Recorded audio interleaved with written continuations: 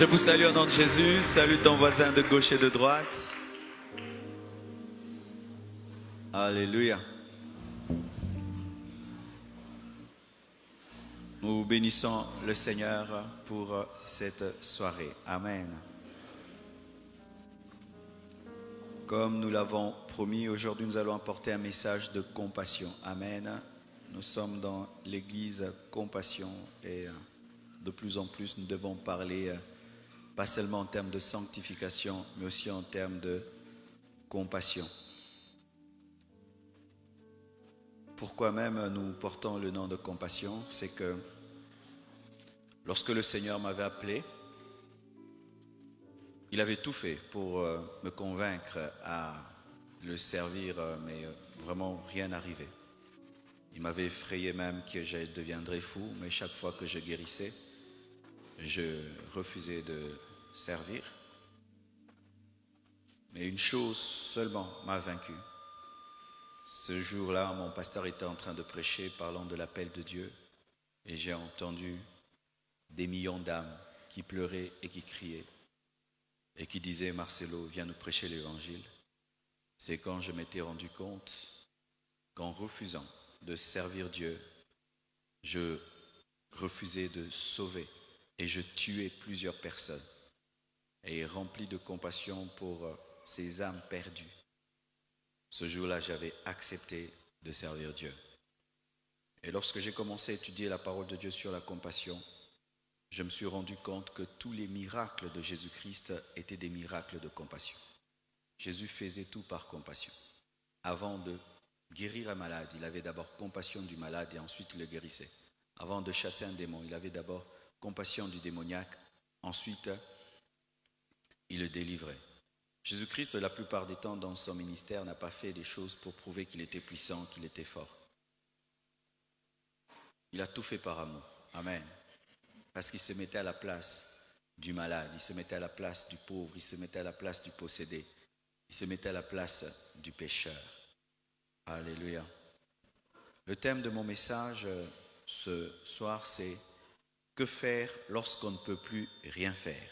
Tu peux dire ça à ton voisin. Que faire lorsqu'on ne peut plus rien faire? Ton voisin de gauche, ton voisin de droite, ton voisin de devant, ton voisin de derrière, ton seul voisin qui te sourit. Amen. Nous sommes debout pour lire les Écritures. Nous sommes dans Marc 10, versets 46 à 52. Marc 10, versets 46 à 52. Vous y êtes? La Bible dit ceci.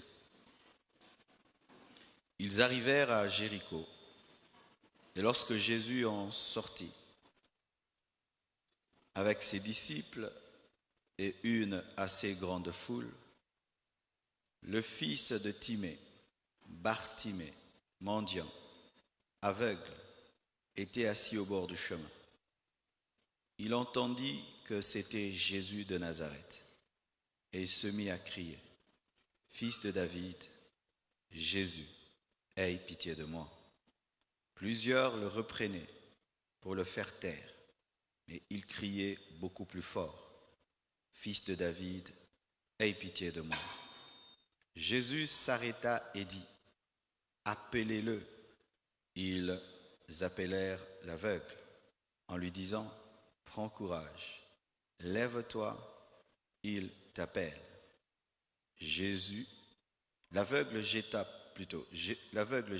son manteau et se levant d'un bond, vint vers Jésus.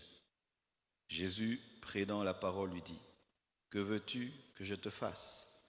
Rabboni, lui répondit l'aveugle, « Que je recouvre la vue. » Et Jésus lui dit, « Va, ta foi t'a sauvé. » Aussitôt, il recouvra la vue et suivit Jésus sur le chemin. Alléluia. Et un autre verset dans Luc 18.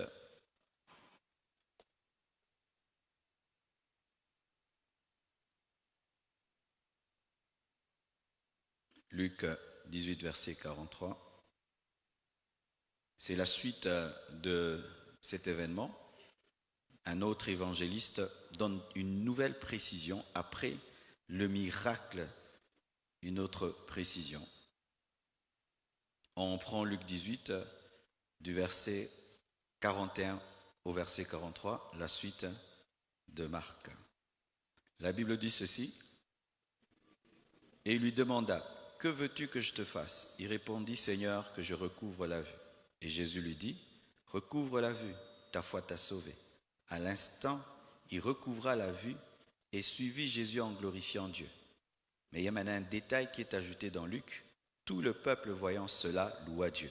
Ça, c'est une précision que Luc nous donne. Alléluia. Nous acclamons la parole du Seigneur.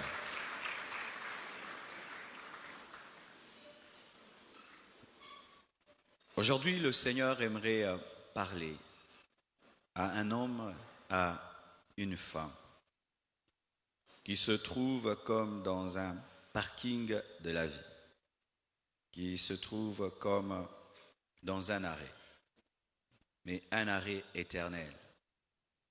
Ça fait un bout de temps, rien dans ta vie ne change, rien dans ta vie ne se déplace, rien ne bouge.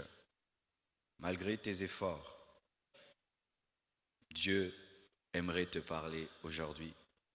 Et prends ce message comme ta prophétie. Tu n'as pas besoin qu'on dise ainsi dit le Seigneur, mais car Dieu nous a parlé pour te parler. Et après ce message, ta vie ne sera jamais plus la même. Je le crois qu'après ce message, ta vie ne sera jamais plus la même. L'histoire de Bartimée est un paradoxe. Vous savez, dans la Bible, on ne donne jamais les noms des gens pour rien. Vous voyez une précision qui est donnée. On dit Bartimée, fils de Timée. Il y a tellement de choses qui se sont passées dans le ministère de Jésus-Christ que seul un condensé a été donné. Donc tout ce qui est écrit est important. Bartimée, fils de Timée. Timée veut dire un homme grand. Un homme riche. Bar veut dire fils de. Et cet homme était fils de Timée. Mais malgré qu'il était fils d'un homme riche, il était la contradiction de Timée. Un aveugle, mendiant et pauvre. Quand on regardait Timée et on regardait Bartimée, Bartimée était le contraire de Timée. Le contraire de Timée. Et beaucoup d'enfants de Dieu sont comme Bartimée. Quand on regarde leur vie, on ne croirait pas qu'ils sont enfants de Dieu. Quand tu regardes ta vie, tu te poses la question, où est Christ dans ta vie? Je suis passé par des tels moments où la seule richesse que j'avais en moi, c'était le spirituel. Mais au dehors de moi, tout était comme si j'étais un païen. Le fait que Bartimée soit aveugle et soit mendiant n'efface pas son nom de la liste des enfants de Timée. Il demeure fils de Timée malgré qu'il est Bartimée. Il demeure fils de Timée malgré qu'il est aveugle, malgré qu'il est mendiant. Et tu demeures enfant de Dieu malgré tes circonstances et tes situations. Tu demeures un enfant de Dieu malgré ta maladie, malgré ta pauvreté, malgré tes manquements. On l'appelait Bartimée, fils de Timée, l'aveugle et le mendiant. Mais, même s'il était une contradiction, ses origines étaient respectées. Bien-aimés frères, sœurs, ton problème n'est pas plus grand que ton alliance. Ta situation n'est pas plus grande que ton alliance avec Dieu. Tes circonstances ne sont pas au-dessus de ton alliance. Quel que soit ce que tu traverses, sache que tu n'es pas n'importe qui. Tu es fils de Timée, tu es fils de Dieu. Alléluia. Pendant très longtemps, cet homme était mendiant, pauvre, donc dépendant, vivant dans la souffrance, dans les insultes et dans les rejets. Nous-mêmes, nous savons comment nous traitons les mendiants. Ils s'habillent mal, ils sentent mauvais, ils dorment à la belle étoile, ils ont toujours la main tendue, attendant recevoir quelque chose des autres. Si on ne lui donne pas, il ne mange pas. Quand on lui donne, il mange. Sa vie dépend de la compassion des autres, sa vie dépend de la pitié des autres, des efforts des autres, du regard des autres. C'est pourquoi le mendiant fait toujours l'effort d'attirer la compassion des autres. Il ne peut pas faire le joyeux, parce que s'il est joyeux, tu cesseras de l'aider. Vous imaginez? Il doit même faire l'effort de ne pas être heureux, de peur de ne pas attirer la compassion des gens. Et chaque fois qu'il devait demander, il devait demander avec une voix larmoyante pour qu'on puisse avoir compassion de lui. C'était ça, la vie de Bartimée. Rejeté, sans domicile fixe, abandonné par les membres de sa famille, car personne ne se sent honoré d'être le frère d'un mendiant, d'être le fils d'un mendiant, d'être le père d'un mendiant, d'être le frère d'un mendiant, ni la sœur d'un mendiant, ni la femme d'un mendiant. Rejeté, abandonné. C'est ça le tableau de cet homme, Bartimée. La seule chose qu'il avait, c'est qu'il avait des grandes origines, mais il était le contraire de ses origines. Alléluia.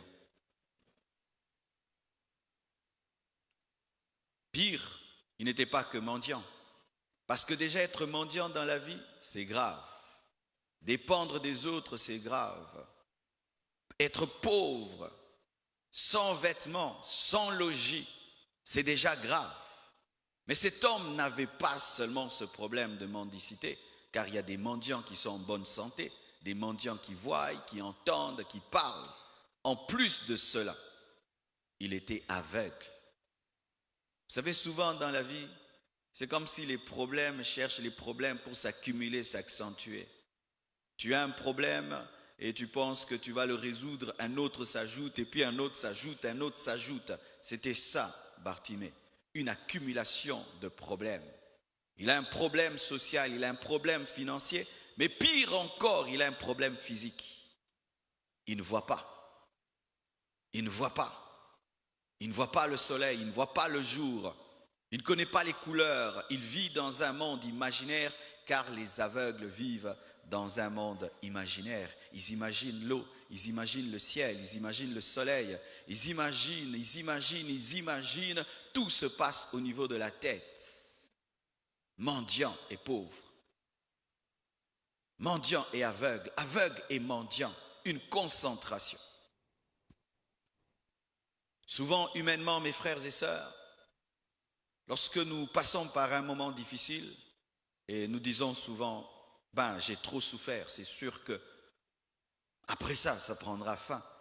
Et des fois, tu es au bout de toi-même et tu te dis, Dieu a vu, ça va passer. Mais après, quelque chose encore de pire arrive. C'est comme si un chaos qui t'est donné, mendiant, mais encore aveugle. Comme si destiné à rester là, comme si puni par la vie, à demeurer là, habitant le coin de la rue. Problème sur problème, difficulté sur difficulté. Et que faire? Je suis sûr que des fois, Bartimée se posait des questions. Il disait, pourquoi moi? Qu'est-ce que j'ai fait à Dieu? Qu'est-ce que je fais? Parce que Bartimée ne s'est pas créé aveugle. Il s'est retrouvé aveugle. Qu'est-ce que j'ai fait à Dieu pour être un aveugle? Qu'est-ce que j'ai fait à Dieu pour mériter ça?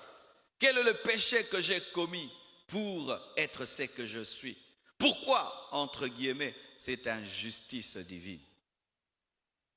Des fois, tu regardes ta vie, tu penses que c'est une injustice de Dieu. Tu penses que Dieu a aimé les autres et il t'a haï toi. Tu penses que Dieu a préféré les autres et a haï toi. Je crois que des fois, Bartimée confessait des péchés qu'il n'avait pas commis. Car des fois, la souffrance nous pousse à confesser des péchés qu'on n'a pas commis. Peut-être que c'est un péché et tu confesses. Et tu peux même commencer à confesser les péchés de tes parents, confesser les péchés de tes arrière-grands-parents. Tu peux commencer à être tellement dur avec toi-même seulement parce que tu veux comprendre pourquoi tu vis ce que tu vis. Des questions, mais souvent des questions sans réponse. Au point où des fois nous devenons des philosophes. Tu te poses des questions et tu philosophes et tu philosophes. Mais je crois aussi que Bartimée s'était battu. Il faisait des efforts pour arrêter d'être mendiant.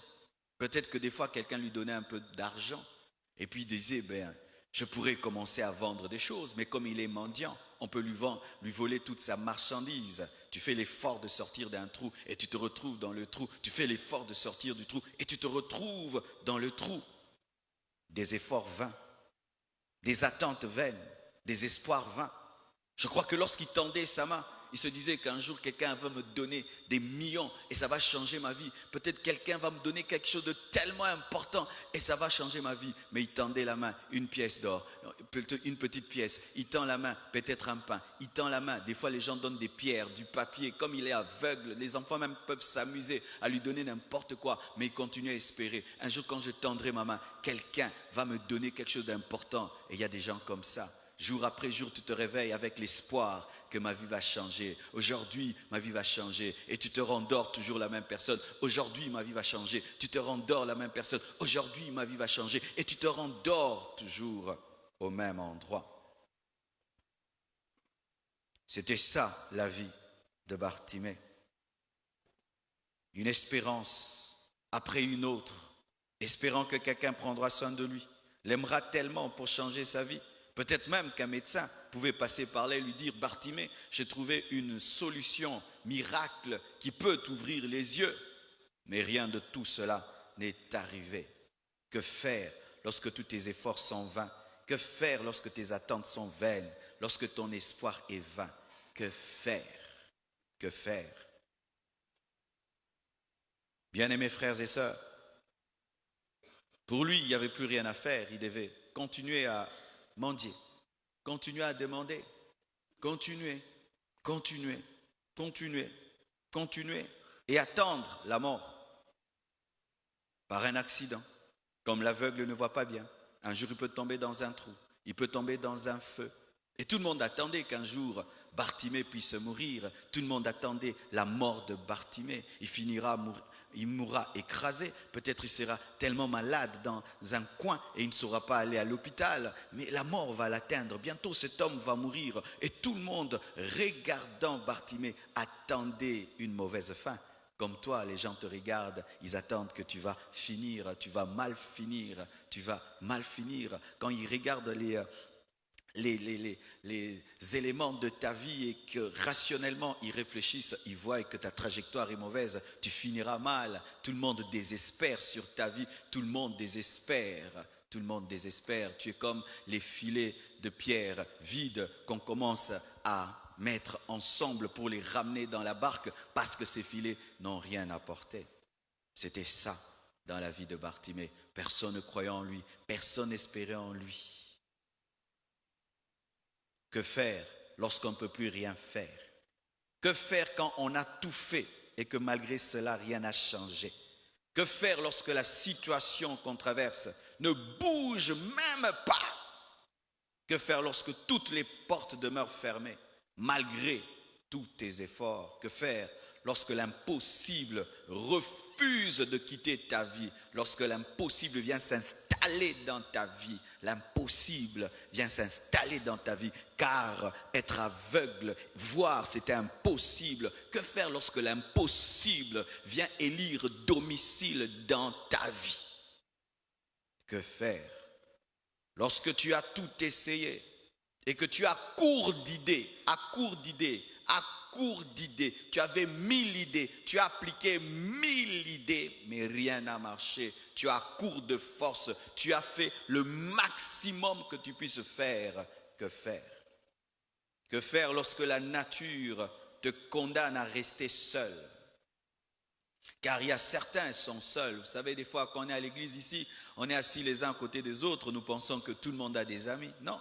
Il y a certains ici, quand on dit Amen, ils rentrent seuls à la maison. Et quand il va rentrer à la maison, personne ne va s'occuper de lui. Personne ne va lui dire, est-ce que tu es rentré? Pourquoi? Les gens trouvent qu'il ne vaut rien du tout.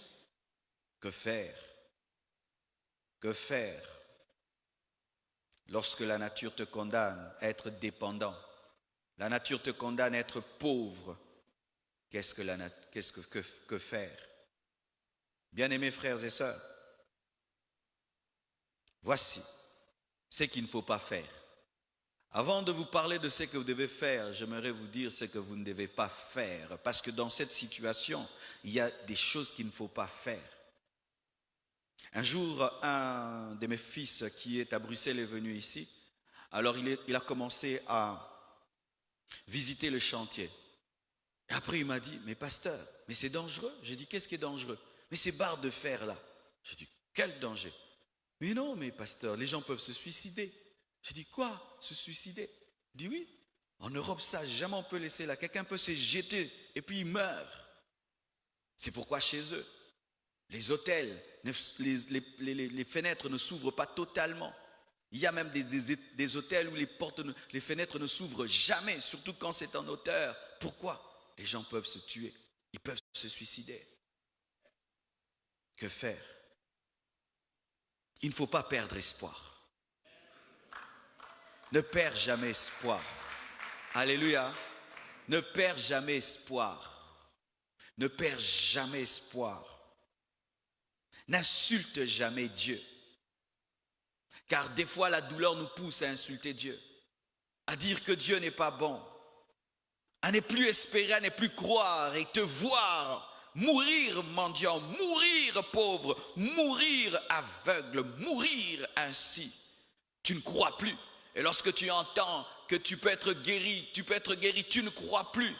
Et tu dis, Dieu ne m'aime pas. Si Dieu m'aimait, pourquoi il m'a créé ainsi? Si Dieu m'aimait, pourquoi il m'a fait ça? Si Dieu m'aimait, pourquoi il a permis telle et telle circonstance dans ma vie? Il ne faut pas te considérer comme un sous-homme. Ne te considère jamais comme un sous-homme. Car la valeur de l'homme, ce n'est pas ce qu'il a, mais c'est ce qu'il est. Ta valeur, ce n'est pas ce que tu auras, mais c'est ce que tu es déjà. Je dis ta valeur, ce n'est pas ce que tu auras, mais c'est ce que tu es déjà. Tu n'auras pas plus de valeur lorsque tu auras un enfant, tu as déjà de la valeur maintenant. Tu n'auras pas plus de valeur lorsque tu vas te marier, tu as déjà de la valeur maintenant. Tu n'auras pas de la valeur lorsque tu auras beaucoup d'argent, tu as déjà de la valeur maintenant. Tu n'auras pas de la valeur lorsque tu seras connu, mais tu as déjà de la valeur maintenant. Pourquoi tu as de la valeur? Parce que tu es créé à l'image de Dieu et à sa ressemblance. Tu es fils de Timée, alléluia. Même si tu es une contradiction, tu es fils de Timée. Car j'ai oublié, Bar, c'est contraire. Amen. Hein? Ce n'est pas fils, mais c'est contraire. Donc, il était le contraire de son père Timée. Voici, mes frères et sœurs, il ne faut pas te suicider. Le suicide est une fuite. Le suicide, c'est de la lâcheté. Un homme qui se suicide fuit la vie. Il fuit le combat. Et il révèle au monde qu'il est faible. Beaucoup de gens disent quel courage, comment il a pu se suicider, quel courage de se jeter dans le feu, quel courage de se jeter dans l'eau. Non, quelle lâcheté de fuir une grande destinée. Bien-aimé, si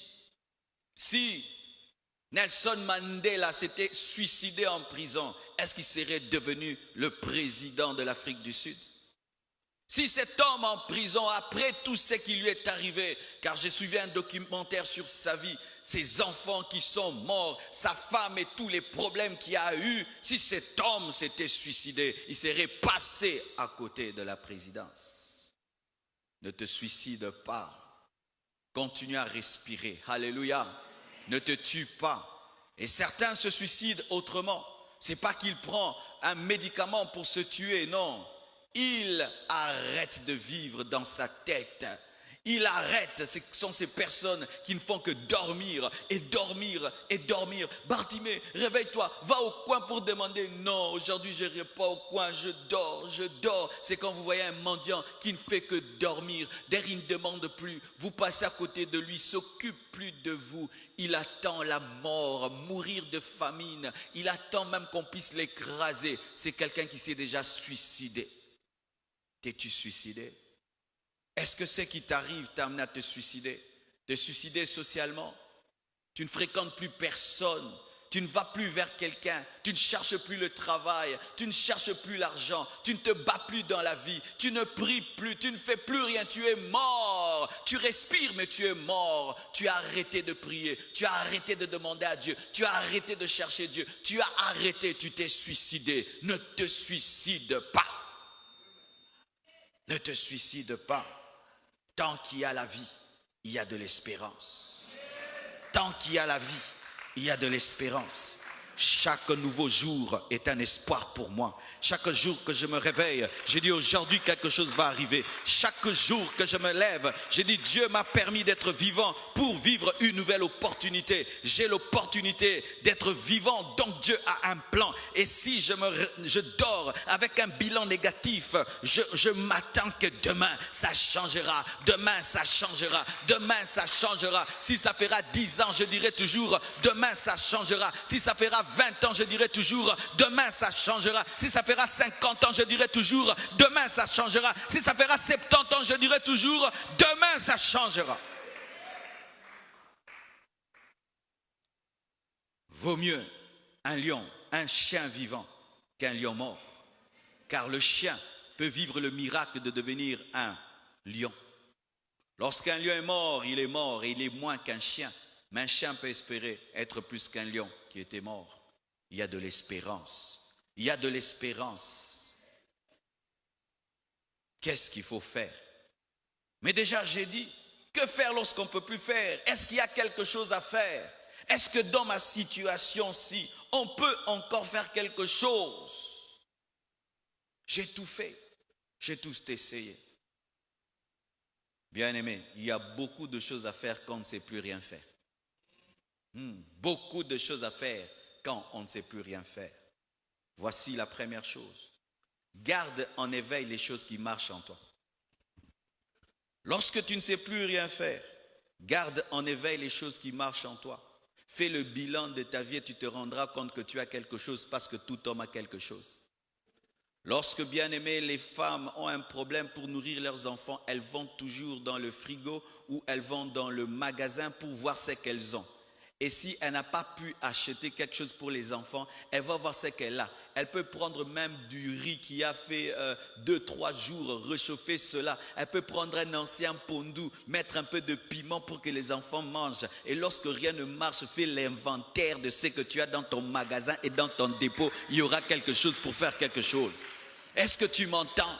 Lorsque rien ne marche dans ta vie, mon frère, fais l'inventaire de ce que tu as, car tu as quelque chose. Mais la plupart des temps, lorsque les problèmes viennent dans nos vies, nous oublions que nous avons quelque chose, c'est pourquoi nous nous suicidons. Tu as quelque chose. Être aveugle, ce n'est pas être mort. Oui, je suis aveugle, mais j'entends. Je suis aveugle, mais je marche. Je suis aveugle, mais je parle. Mais quand tu te concentres sur le fait d'être aveugle, tu vas oublier que tes oreilles entendent. Et quand tu te concentres sur le fait d'être aveugle, tu vas oublier que tes pieds fonctionnent. Et quand tu te concentres sur le fait de ne pas avoir ceci, tu vas oublier que tu as cela.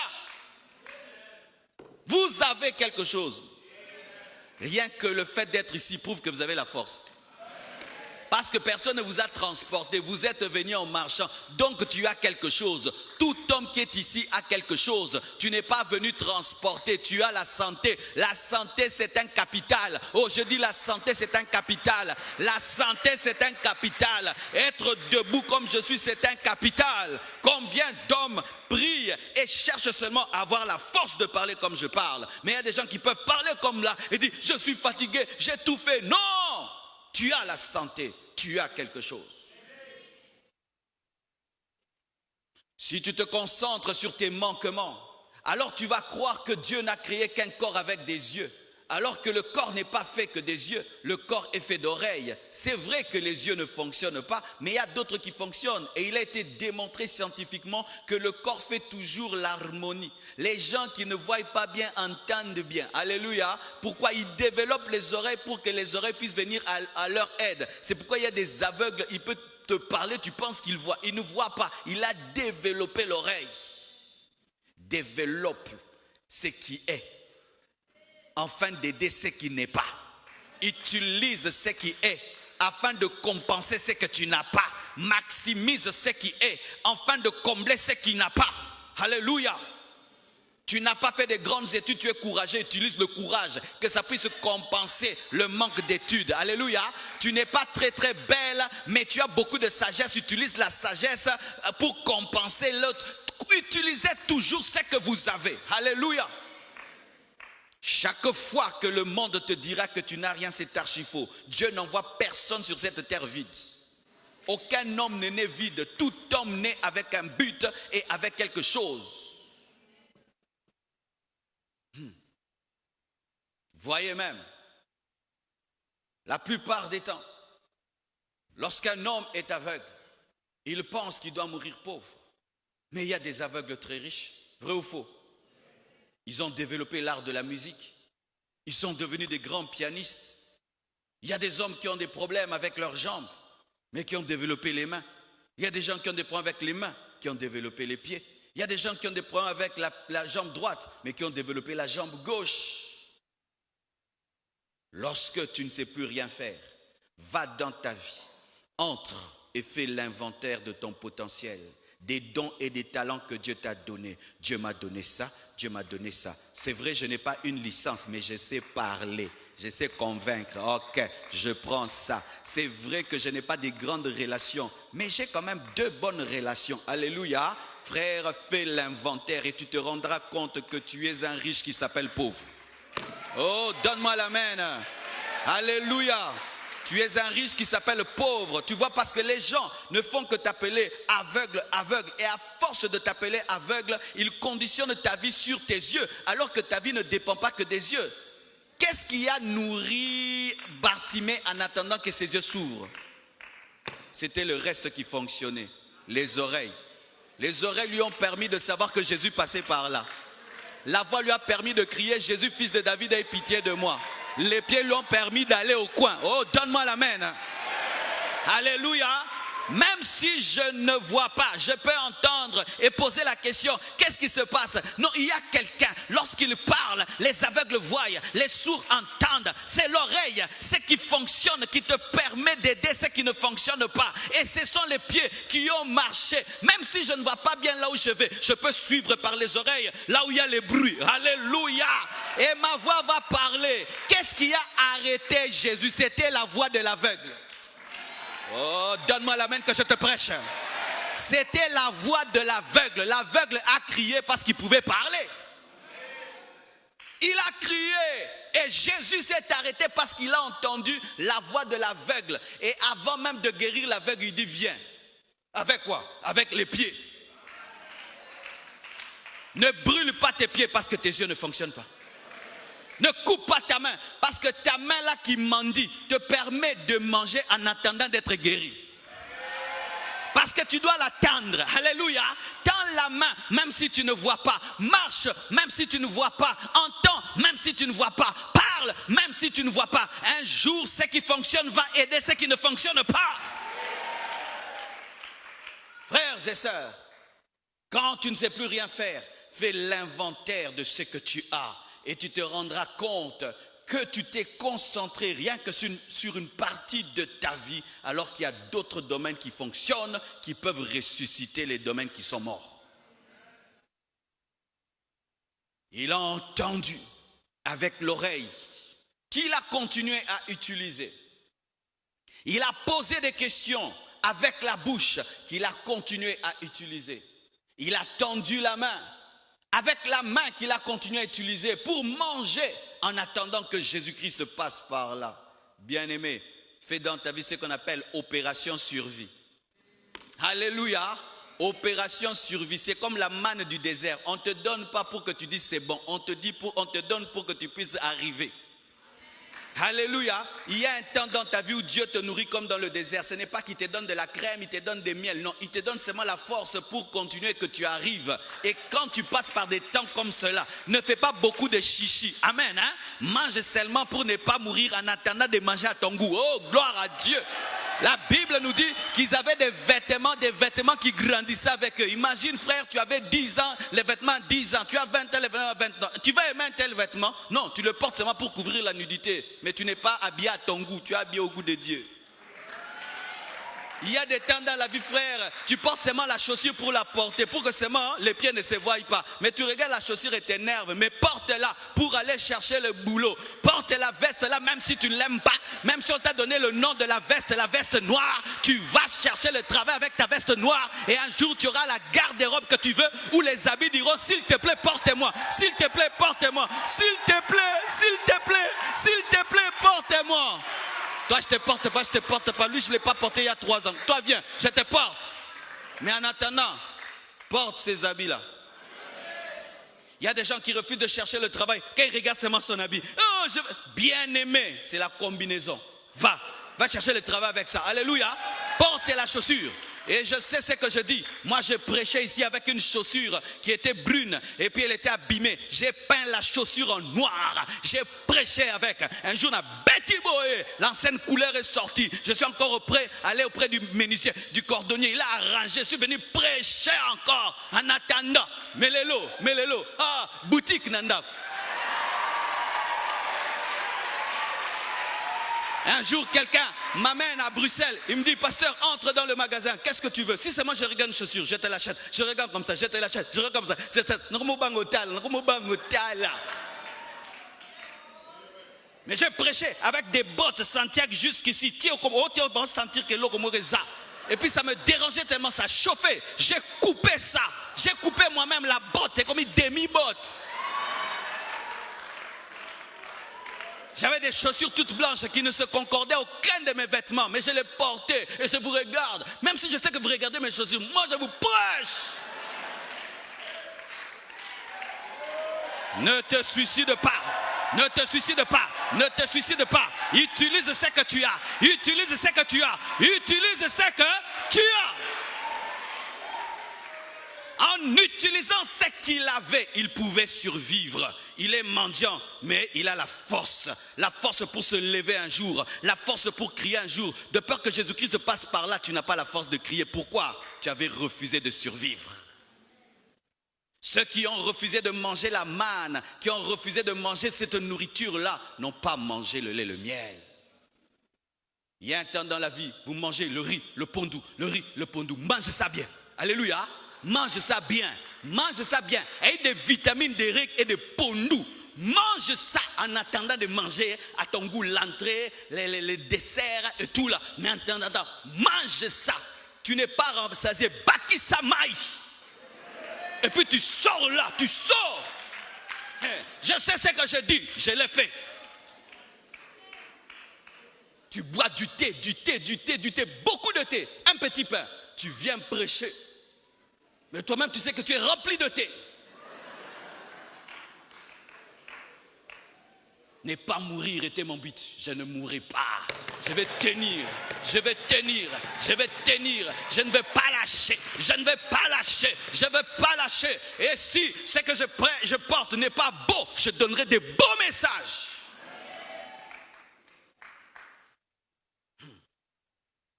Pourquoi tu es en train de tuer ton oreille parce que tu ne vois pas? Pourquoi tu es en train de tuer tes pieds parce que tu ne vois pas? C'est vrai que tu es aveugle, mais tu marches. C'est vrai que tu es aveugle, mais tu entends. C'est vrai que dans tel domaine de ta vie, tu n'as pas ce que tu veux. Mais regarde cet autre domaine-là. Tu vas voir que Dieu t'a béni. Il se peut que Bartimée avait les meilleures oreilles de tout Jéricho. Qui sait? Peut-être qu'il avait les plus beaux pieds de tout Jéricho. Qui sait? Peut-être qu'il avait la meilleure force physique. Qui sait? Mais tout le monde l'a amené qu'à un point. Tu ne vois pas. C'est ce qui se passe souvent. Tu n'as pas ça. Tu es piéton. Et tu te concentres sur ta vie, sur la voiture. Alors que tu es sage, tu es intelligent, tu as la grâce. Mais tu oublies ce que tu es parce que tu n'as pas une voiture. T'as pas d'enfant, t'as pas d'enfant, t'as pas d'enfant, t'as pas d'enfant. Et tu concentres toute ta vie sur le fait que tu n'as pas d'enfant. Alors que tu as un don de miracle, tu as un don de guérison. Tu oublies cela parce que tu n'as pas d'enfant. Un piège de l'ennemi t'amène à te concentrer que sur les yeux et tu oublies les oreilles qui peuvent t'aider à avoir les yeux un jour. Est-ce que je peux parler?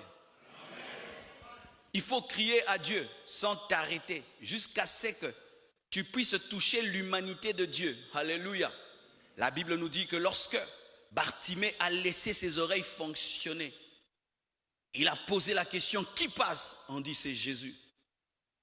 Et puis il a crié, Jésus, fils de David, aie pitié de moi. Et pendant qu'il criait, les gens l'arrêtaient. Il criait davantage, que personne ne t'empêche de crier vers Dieu. Bien-aimé, ne t'occupe jamais de ces personnes qui, lorsque toi tu pleures à l'église, elles sont calmes, bien-aimé. Vous n'avez pas les mêmes problèmes, Quand on va dire amen ici, il y a certains qui vont entrer dans des belles voitures et rentrer dans des maisons climatisées, mais toi tu vas aller dormir dehors. Alors bien-aimé, tu ne peux pas prier comme lui. Bien-aimé. Il y a des gens des fois qui tombent dans le piège. Oh, le culte aujourd'hui était haut bas. Hey, moi mon problème est haut, mon culte est haut, parce que mon problème est haut. Il n'y avait pas un piano pour Bartimée, il n'y avait pas une chorale pour Bartimée, il n'y avait même pas un modérateur qui disait à Bartimée prie, mais son problème le poussait à prier. C'est ça ton problème. Quand tu viens à l'église, tu te synchronises à celui qui est assis. Est-ce qu'il a la même vie que toi? Vous êtes assis à côté l'un de l'autre, mais vos vies sont loin l'une de l'autre. Toi, tu t'assieds à côté d'un frère. Lui, il a tout, il mange bien. Papa lui donne tout, il lui donne tout, maman lui donne tout. Mais toi, ton père est mort, ta mère est morte, tes frères, tout le monde est pauvre et vous avez des problèmes terribles. Et quand on dit prions, avant de prier, tu regardes celui-là. Tous ceux qui étaient dans la foule voyaient, personne ne criait. Mais Bartimée, lui, ne voyait pas, il a crié. Et lorsqu'on l'empêchait de crier, il a crié davantage pour dire, moi je ne vois pas le Jésus là, vous le voyez, vous voulez me calmer, moi qui ne le vois pas, moi aussi je le verrai. Bien-aimé, que personne ne t'empêche de crier, que personne ne t'empêche de prier, que personne ne t'empêche de prier. Frères et sœurs, je me souviens, lorsque j'étais en train de chercher Dieu, et des fois, tu es en train de prier toute la nuit et ça dérange la maison. Ton père te dit, Marcelo, arrête de prier, tu me déranges. Ah, je dois déranger Dieu, je connais mon appel. Mais aujourd'hui, celui qui dérangeait est devenu une source de bénédiction. Celui qui dérangeait est devenu une source de bénédiction. Amène-moi toute philosophie que tu veux. Bien aimé, aucune philosophie ne peut me convaincre de ne pas prier. Jamais. Je connais mon défi et mon défi me pousse à prier, me pousse à jeûner, me pousse à faire des VVF. 0h à 5h du matin, je suis en train de prier. Mais qu'est-ce qu'il a? Oh, toi tu vas à la VVF.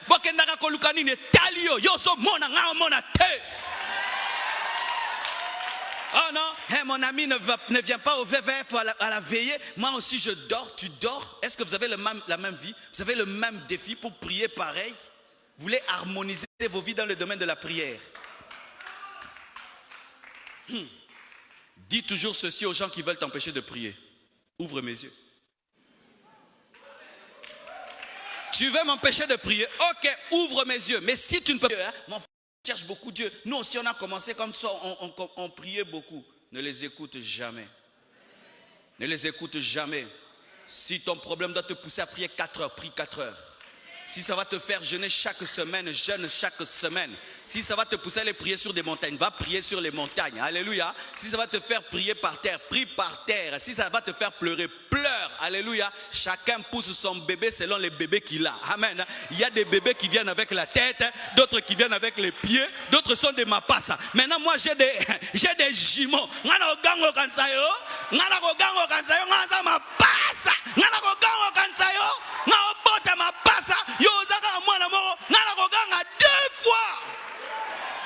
Alléluia.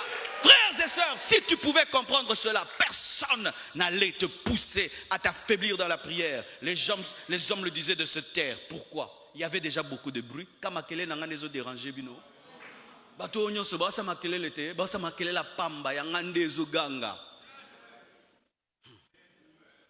Quand tu es dans la foule, ne sois pas la foule, sois un homme dans la foule.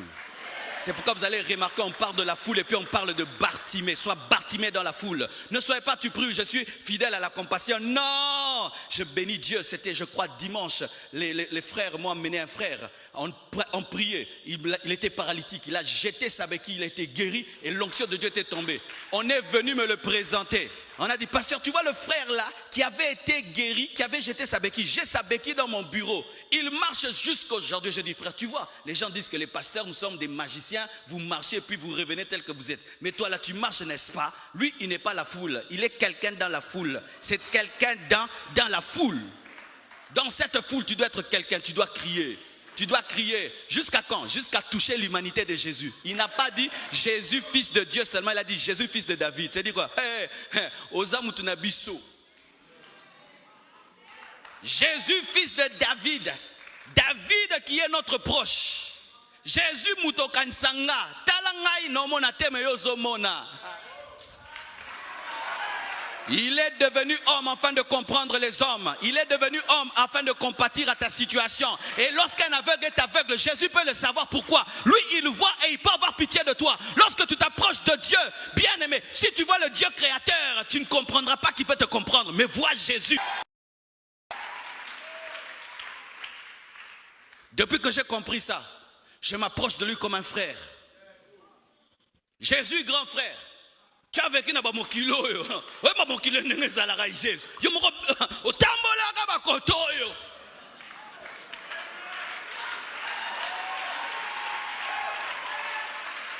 Jésus sait c'est quoi avoir faim. Il sait c'est quoi d'être frappé par le soleil. Il sait c'est quoi que de manquer l'argent. Il le sait parce qu'un jour il devait payer l'impôt, il n'avait pas l'argent. Il le sait. Il sait c'est quoi être tenté. Il était tenté par le diable. Il sait cela. C'est pourquoi nous n'avons pas un souverain sacrificateur qui ne puisse compatir à nos faiblesses. Étant devenu homme, il peut compatir. C'est pourquoi la Bible dit, approchons-nous du trône de la grâce avec assurance pour être secourus dans tous nos besoins. Pourquoi? Le sacrificateur qui est en place est un homme. Le sacrificateur qui est en place est un homme. Le jour que tu iras au ciel, tu seras étonné d'une chose. Tu vas trouver un homme qui t'a déjà dévancé là-bas, Jésus. Oui, il y a déjà un homme au ciel. Jésus, il est en train de checker la température du ciel. La climatisation céleste, ceci va te convenir. Et tout ce qui lui convient te conviendra. Parce qu'il est la tête et tu es le corps. Oh, gloire à Dieu. Je ne vais pas m'ennuyer au ciel parce que Jésus ne s'ennuie pas au ciel. Je ne vais pas m'ennuyer au ciel parce que Jésus ne s'ennuie pas au ciel. Jésus, fils de David. Jésus, homme comme moi. C'est ça qu'il voulait lui dire. Jésus, homme comme moi. Jésus, toi le Shiloh qui a été promis. Malgré qu'il était aveugle, il avait la connaissance. Bien-aimé, quand tu n'as rien, connais la parole. Connais la parole. La parole va t'aider à revendiquer tes droits. Là, il était en train de revendiquer ses droits d'Israélite, fils de David. Les Écritures nous ont parlé qu'il y aura un fils de David qui sera le Messie. Toi qui es venu pour moi, guéris-moi. Car à ton sujet, il est dit que lorsque tu viendras, les aveugles verront. Fils de David, accompli dans ma vie ce qu'il est dit sur toi. Malgré qu'il est aveugle, il connaît. Il connaît. Et c'est ce que j'avais fait. J'avais rien. Même pas l'argent d'acheter un synthé. Je me donnais à connaître les Écritures. À connaître Dieu. À connaître les Écritures. À connaître Dieu. On t'invite dans une église. On te méprise lorsqu'on te regarde. Mais quand tu montes à la chair, tu prêches, on te respecte. J'étais dans des conventions, mes frères, on met des orateurs. Tu vois, l'orateur là, il est respecté. Lui, il vient en avion. Et il y a un cortège pour lui. Toi, tu viens en bus. Ah oui? Toi, tu viens en bus. Lui, il vient en avion. Et vous allez ensemble le prendre, lui, en avion. Et on te fait sentir, tu vois, lui, c'est l'orateur. Toi, tu es comme un remplaçant. Et c'est l'autre. Et ça là est l'autre. Bopé Sangakana Loba. Donnez-moi seulement l'occasion de sortir. Donne-moi la main, je vais parler. Parce que toi tu es venu en avion, quand toi tu vas prier, Dieu va t'exaucer plus que moi qui suis venu en bus. Parce que toi tu es venu en avion, quand tu vas ouvrir la Bible, elle sera plus éclairée que moi qui suis venu en bus. Je m'agenouillerai comme toi. Je prierai comme toi. J'ouvrirai comme toi. Je parlerai comme toi. Et l'onction sera avec moi comme toi. C'est comme ça que nous sommes devenus amis avec Nguiné Cham. C'est quand j'ai connu Nguiné Cham. Il est venu, il a prêché. Moi aussi je suis venu, j'ai prêché. Il a prêché, j'ai prêché, on est devenus des amis. Mais si pendant tes temps de difficulté, au lieu de travailler la connaissance, de travailler la parole, tu n'es fait que te plaindre, tu es en train de perdre le moment d'apprendre, car les larmes empêchent de voir la révélation. Les larmes empêchent de voir la révélation. Malgré que Bartimée était aveugle, c'est que les gens ne savaient pas, il entendait la loi. Il entendait la parole, il entendait, et les gens ne savaient pas que la foi grandissait. C'est quand les gens te regardent là, ils pensent qu'il n'y a rien qui se passe en toi. J'entends souvent dire que rien de beau. Les gens te regardent comme ça et disent, il n'y a rien, mais ils ne savent pas que tu as une foi pour ressusciter les morts. Les gens te regardent, Dieu ne fait rien. Vous voyez, quand le ventre de la femme est en train de gonfler, vous ne savez pas qu'est-ce qui se passe là-bas. Alors que le cœur se forme, le cerveau se forme, vous pensez que se met à ballon, moutou, ballon te moutou, et loco. Qui pouvait croire que cet aveugle-là, misérable, méprisable, cet homme qui n'attirait même pas les regards des hommes, pouvait arrêter Jésus? Jésus ne s'arrêtait pas pour rien, il n'avait pas beaucoup de temps. 3 ans de ministère pour impacter le monde, il ne donnait pas son temps à n'importe qui. Mais Jésus s'est arrêté. Jésus s'est arrêté. Jésus ne s'arrêtait pas pour s'arrêter. Jésus ne s'arrêtait, lisez dans la Bible, Jésus ne s'arrêtait que quand il y a la foi. Il a senti la foi. J'entends le bruit de la foi. J'entends le cri de la foi. Prie jusqu'à ce que Dieu entende le bruit de la foi. Le cri de la foi. Prie jusqu'à ce que Dieu entende le cri de la foi. Et Jésus s'est tourné. Et quand seulement Jésus se tourne, lui-même, il prend son manteau de l'aveugle, il jette. Parce que le manteau du mendiant, il met du pain dedans. Il met des choses dedans. Oh non, Bartimée merveilleux. Où est-ce qu'il avait appris ces choses-là? Sur les principes de la foi, les principes du miracle. Waouh! Il était habillé en mendiant. Il avait les ayons du mendiant. Et l'habit du mendiant, c'est là son coffre-fort. C'est là où il y a tout. Mais quand il doit s'approcher de Jésus, il jette son manteau. C'est dire quoi? Il prophétise que j'en aurai plus besoin.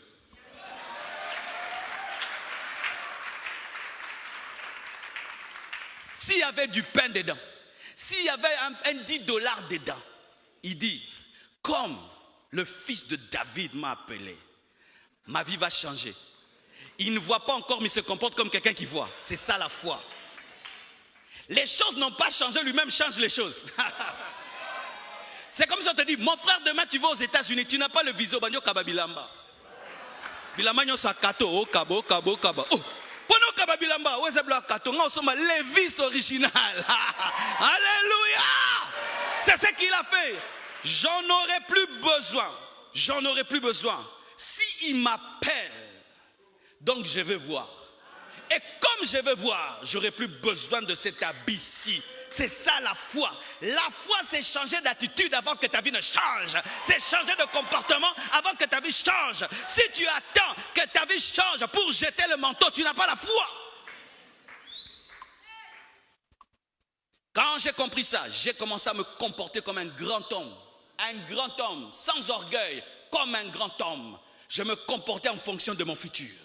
J'ai commencé à prendre des décisions en fonction de mon futur. Des disciplines en fonction de mon futur. C'est quand on a quitté Lemba, on est venu ici. Pourquoi? Je voyais que Dieu me donnerait une très grande église. Je ne peux pas acheter une petite parcelle à Lemba. J'ai refusé d'acheter une parcelle à Lemba, mais je suis venu recommencer à zéro ici. J'ai jeté le manteau du mendiant.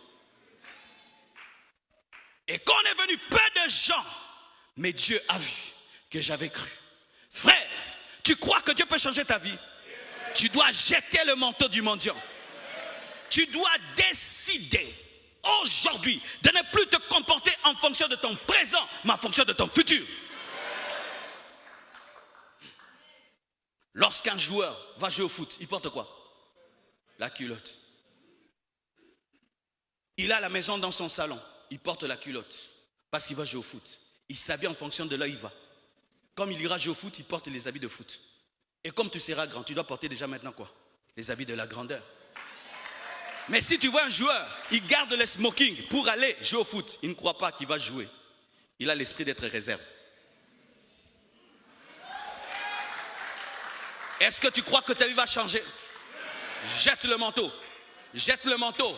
Jette le manteau. Jette le comportement du mendiant. Jette les paroles du mendiant. Jette les attitudes du mendiant. Jette la pensée du mendiant. Jette la mentalité du mendiant. Jette les attitudes du mendiant.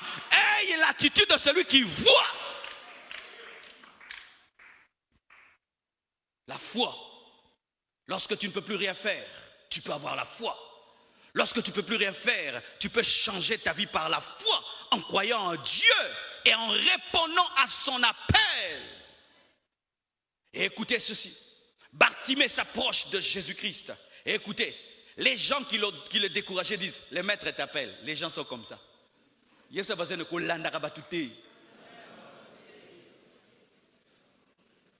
L'homme, quand tu as des problèmes, tu es maudit. Quand Dieu commence à t'élever, c'est ta saison. Et s'il avait suivi ces hommes qui, les mêmes reviendront pour lui dire, il t'appelle, il allait le regretter. Voyez encore une autre chose. Que faire lorsque tu ne peux plus rien faire? Lorsque Dieu te donne l'occasion de ta vie, sois intelligent. C'était la passe en or. C'était le penalty de sa vie. Toute sa vie, il a cherché un homme, mais il a trouvé le créateur des hommes. Toute sa vie, il a cherché un bouleversement. Il a rencontré la parole faite chair. L'occasion des occasions était devant lui. Un homme qui passe par des moments difficiles doit se préparer au jour de son changement. Quand tu traverses des moments difficiles, prépare-toi tous les jours à l'occasion de ta vie. Des fois, je dis à mon épouse, tu vois cette prédication, ce n'est pas une prédication, c'est l'impact de mon ministère. Ça, c'est une porte qui va bouleverser tout mon ministère. Ce n'est pas qu'une prédication. Ce n'est pas qu'une prédication. Tu dois avoir la lecture de ta vie. Il y a des gens qui n'ont pas la lecture de leur vie. La passe en or de la destinée vient à Betinzadi. Il ne comprend pas que tout peut changer ce jour-là. Il y a des gens comme ça. Dieu te permet de rencontrer quelqu'un, mais tu n'as pas l'intelligence pour comprendre que c'est une connexion qui va changer toute ta vie. Les gens pensaient que Bartimée était mendiant parce qu'il était bête. Non, c'était une bombe à retardement. Il avait une sagesse, une intelligence de la vie. Et il se tient devant Jésus. Mes frères, si tu sors ici et tu rencontres des aveugles et des paralytiques, ose poser la question, que veux-tu que je te fasse? Aucun ne te dira, je vais marcher. Et s'il y en a, ils sont peu nombreux. La plupart, donne-moi l'argent. Vrai ou faux? Et Jésus dit, que veux-tu? Jésus pouvait faire apparaître 1 million et lui donner. Mais il avait l'intelligence. Il cherchait à résoudre le problème qui déclenche les autres problèmes. Et il cherchait la solution qui engendre toutes les autres solutions. Pourquoi je suis pauvre? Parce que je ne vois pas. Pourquoi je suis rejeté? Parce que je ne vois pas. Pourquoi je n'ai pas? Parce que je ne vois pas. Donc si je vois, il y a des choses qui marcheront. Je ne veux pas l'argent. Je ne veux pas une femme. Je ne veux pas des enfants. Je ne veux pas être connu. Je ne veux pas être célèbre. Je veux voir. Je veux voir. Quel est ton vrai problème? Est-ce que ton problème c'est l'argent? Peut-être que toi ton problème c'est la sagesse. Ton manque de sagesse te fait manquer l'argent. Mais toi tu demandes l'argent. Non, ne demande pas l'argent. Chaque fois que tu seras insensé, tu perdras l'argent. Seigneur, donne-moi un mari. Ton problème ce n'est pas un mari. Ton problème c'est un problème de sagesse. Seigneur, donne-moi un grand ministère. Ton problème c'est pas que les foules. Tu n'as pas un problème de foules, tu as un problème de caractère. Est-ce que tu es arrivé à comprendre ton problème? Bartimée savait que moi, mon problème, c'est voir. C'est pourquoi quand on dit, que veux-tu? Il avait déjà sa liste, un problème. Et devant Jésus, on ne prenait pas beaucoup de temps. Parce que le temps que tu tardes, il y a la femme à la perte des sangs qui vient, qui touche encore la robe. Oh, give me a man, I preach you. L'homme qui sait ce dont il a besoin ne parle pas beaucoup. Dieu a créé les choses et la terre, il a parlé, il savait ce qu'il voulait. Ton problème des fois, tu as des longues prières parce que tu as l'ignorance de ton problème. Il y a même des fois certains qui entrent au bureau. Vous entrez au bureau jusqu'à ce qu'on vous chasse mais vous n'avez rien dit. Des fois je vous regarde, je dis, Il y a plein de gens dehors qui veulent entrer pour te recevoir. Il y a des listes, il faut qu'on vous appelle au téléphone. Et tu es parmi les gens qu'on appelle au téléphone. Et tu entres dans ce bureau-là et tu me prends du temps. Pendant 20 minutes, tu n'as rien dit. Des fois, je vous regarde. L'homme intelligent sait que le jour que j'aurai l'opportunité, je dirai ça, je ferai ça. Et il dit, je veux voir. Frère, on ne demande pas les yeux en cours de route. On les demande à l'hôpital. Bartimée avait la foi que Jésus était le médecin et l'hôpital. Bartimée avait une révélation de Christ que les autres n'avaient pas. Il avait la révélation que Jésus-Christ était son créateur. Il avait les pièces de rechange. Qui se promenaient avec des pièces de rechange. Donne-moi mes yeux que tu as. Donne-les-moi. Donne-moi les yeux que tu as. Est-ce que tu crois que Jésus-Christ se promène avec des pièces de rechange? Est-ce que tu crois que Jésus se promène avec les pièces de rechange? Et il a cru en ça où? Pas dans une synagogue sur une route. Dans la distraction, déjà, il vivait un grand miracle. Il avait un niveau de concentration élevé qu'il pouvait vivre des choses particulières dans une foule.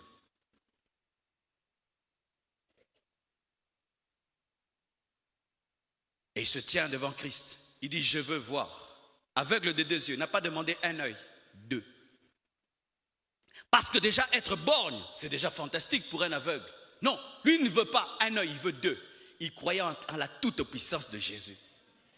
Lorsque tu passes par des moments difficiles, tu dois croire en la toute-puissance de Jésus.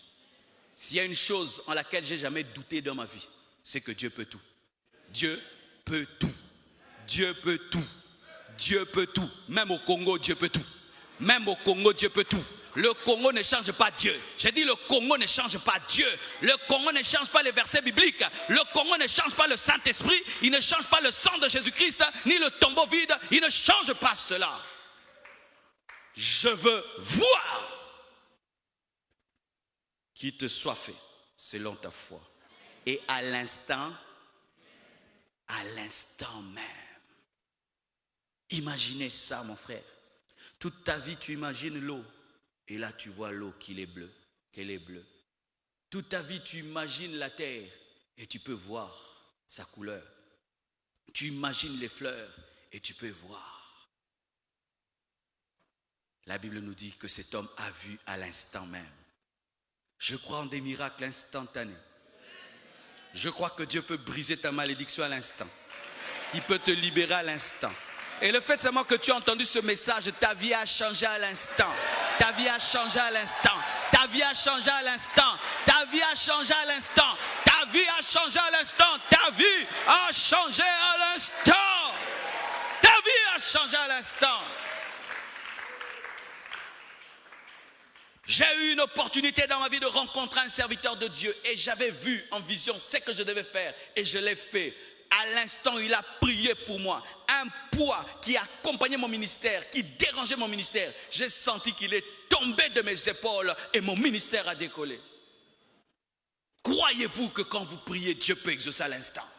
Croyez-vous que quand vous priez, Dieu peut exaucer au même moment, à la même minute? Qui croit cela? Qui croit cela? L'aveugle a vu. Imagine que des gens avaient pris sa femme parce qu'il était aveugle. Qu'est-ce qu'il ira faire? Rends-moi ma femme. Imagine que des gens avaient pris ses biens parce qu'il était aveugle. Il a dit, rends mes biens. Je déclare et j'annonce la restitution dans ta vie. Que Dieu te rende ce que tu avais perdu. Que Dieu te rende ce que tu avais perdu. Que Dieu te rende ce que tu avais perdu. Que Dieu te rende ce que tu avais perdu. Et que par ce qui fonctionne, ce qui ne fonctionne pas, puisse fonctionner à nouveau. Au nom de Jésus-Christ de Nazareth. Cet homme qu'on attendait mourir, on attendait sa fin, tout le monde se moquait de lui. La Bible nous dit que le peuple a commencé à louer Dieu à cause de Bartimée. Je louerai Dieu à cause de toi. J'attends ton miracle et je vais louer Dieu à cause de toi. Je vais danser à cause de toi. Je vais célébrer Dieu grâce à toi. Je vais exulter Dieu. Tu seras la source de ma louange. Tu seras la source de mes compositions. Je vais faire des cantiques à cause de toi. Je l'annonce, je le crois. Tu seras une source de joie pour moi, une source d'édification, une source de motivation. Je vais louer Dieu à cause de toi. Je crois que Dieu changera ta vie et je finirai par bénir le Dieu de Julien et dire qu'il peut prendre un musicien et l'élever. Je bénirai Dieu pour toi. Je bénis Dieu quand je vois la vie de ma fille Nadège. Je bénis Dieu. Je bénis Dieu quand je vois mon fils Paulin. Je vois Lumbashi, il est devenu un grand homme. Je regarde, je loue Dieu. Je loue Dieu. Je vois ce jeune homme qui est à l'intercession et qui est devenu un grand prophète de Dieu. Je loue Dieu. Je louerai Dieu pour toi. Chacun de vous est un cantique. Chacun de vous est une louange. Chacun de vous est une chanson. Chacun de vous est une prédication. Chacun de vous est un séminaire. Chacun de vous est une convention. Chacun de vous est un témoignage. Chacun de vous, même si tu es placé dans un coin et tout le monde dit c'est un aveugle, un mendiant. Quand Dieu te regarde, il voit un cantique.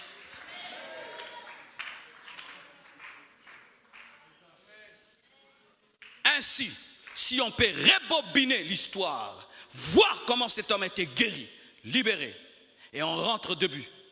Si toi tu connaissais comment finirait la fin, quand tu vois Bartimée, tu allais dire quoi? Oh, regarde-moi cet homme qui voit mais qui est assis là. Mais qu'est-ce que tu dis? Oui, cet homme voit. Mais comment? Mais oui, cet homme voit. Je viens te dire, mon frère, toi qui es assis dans ton coin, mendiant et pauvre, car tu es au début de ton histoire. Celui qui finit les histoires m'a dit de venir te parler. Ta vie changera. On ne te trouvera pas là où on t'a laissé. Ta vie sera un étonnement. Certains prophètes venaient me dire ce que je vis aujourd'hui. Je me moquais d'eux. Ils me regardaient comme ça. Dans notre église, on était à 200. Ils me regardent. Marcelo, tu vois, tu iras dans le monde entier prêcher. Je vois, tu prends des avions, tu prêches dans le monde entier. J'ai dit, moi, je n'ai même pas un passeport. Je n'ai même pas été à Brazzaville ici. Comment? Il avait vu la fin. Et il est venu voir l'aveugle et il lui a dit, tu verras. Et pourquoi tu veux te suicider?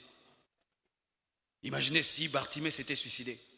Si Bartimée avait perdu la foi.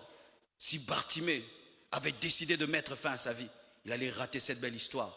Voilà qu'un Congolais est en train de parler de lui. À Kinshasa, je parle de Bartimée l'aveugle. Cet homme a bouleversé le monde. Des miracles se produisent quand Bartimée prêchait. D'autres aveugles voient quand Bartimée prêchait. Des évangélistes prêchent sur Bartimée dans le monde entier et des aveugles voient, des possédés sont délivrés. Bartimée est devenu un modèle. Tu traverses cette situation parce que Dieu veut utiliser ta situation pour enseigner aux gens. Tu traverses ce que tu traverses parce que Dieu, au travers de ta vie, veut écrire une histoire, une épître au travers de toi. Les actes des apôtres continuent jusqu'à aujourd'hui et Dieu veut que tu deviennes un chapitre des actes des apôtres. Dieu m'a dit de vous dire cela. Et tout ce que j'ai dit, c'est la parole de Dieu. Je l'ai pratiqué et je l'ai vu. Et je continue à le pratiquer, je continue à le voir. Car dans le domaine de la vie, les défis ne prennent jamais fin. On est là, nous sommes en train de construire. Voilà tout ce que ça coûte, tout ce que ça demande. J'applique la même foi. La même foi qui m'a pris dans la chambre de mes parents et qui m'a amené là. C'est la même foi que je suis en train d'utiliser pour finir ce temple. C'est la même foi que j'utiliserai toute ma vie.